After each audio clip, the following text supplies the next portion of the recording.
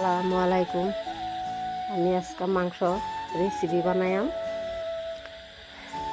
আজকে জংলি হাঁসের মাংস এই যে দেখুন বানায় থেছি। এই যে লড়াটা বয়া দিলাম, তেল দিলাম, তেল দেয় যে পেঁয়াজ ছাড়ে দিলাম। আমি মশলাটা আগে তুলে রাখছি, আমি মশলাটা ছাড়ে দিলাম। মশলাটা উড়ানি দেখাইছি না, আমি মশলাটা দিলাম।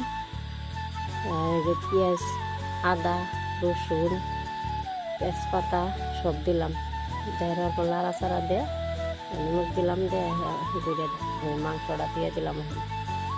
কষা নিয়ে গেছে গা, মাংসটা অল্প জাল করুন লাগে, মাংসটা দিয়ে দিলাম।